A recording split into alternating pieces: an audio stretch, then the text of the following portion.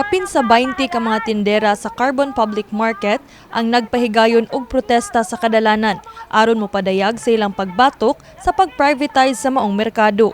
Bitbit ang nagkadayang mga placards panawagan nila nga ipabiling pampubliko ang carbon. Saysay sa carbon market vendor nga si Juliet Orlanes nga tungod sa kakuwang sa public hearing, dili madungog ang habig sa publiko, ilabi na nilang mga manindahay. Ang akong piso na, dyan sa luyo, ma'am, kay tungod ng sigita o bitbit, sigitag sagit kay dili, dyan na mo makaya, ma'am, kung ma-private na kay mahal. Karong palang ganidaan nga, nagsige sila bungkag-bungkag, ang mga customer, wanang kalibutan, asa namin nabalin, mingaw dyan kay sanan. Karong palang ganidaan na, kasi natin sa kapait, kung saan nakaha kung ma-private na, dili namin makapamaligya og barato.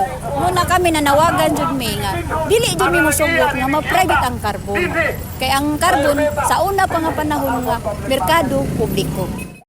Nakighiusa sab sa kalihukan ang Secretary General sa Kadamay National ug Senatoriable ubos sa Makabayan Party List Euphoemia Duringo. Nandito kami sa Cebu para makipagtalakayan sa mga kapwa maralita dahil alam nyo naman, ang miyembro ng Kadamay ay mga karamihan mga vendors. At dati pa, alam na namin yung kahirapang dinadanas nila dahil nga dun sa pribatisasyon na gagawin dito sa palengke. Gusto kasi naming marinig talaga sa mga taga-carbon ano yung epekto netong pribatisasyon sa kanilang palengke.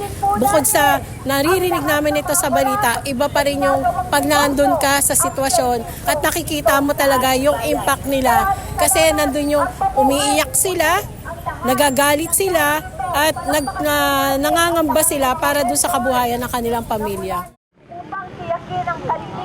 Ang kanhi Kabataan Party List Representative ug National Vice Chairperson sa Gabriela, Sara Elago, nitambong sab sa maong kalihukan aron mopakita og suporta sa mga carbon market vendors.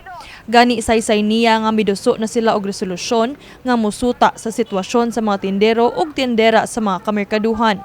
We join the market vendors in their call to genuinely modernize and not privatize the carbon public market. In support, we and Gabriela Women's Party filed a resolution to look into the situation of our market vendors. There should also be heightened support for local agricultural production. Yung lokal na agrikultura natin na dapat talaga tiyakin na nagsisilbi para sa interes ng ating mga magsasaka, gayon din para sa much needed na food security dito sa ating bayan.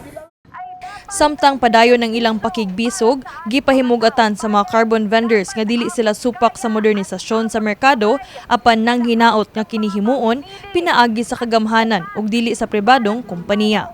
Kini si Queenie Joligon alang sa MyTV, Cebu.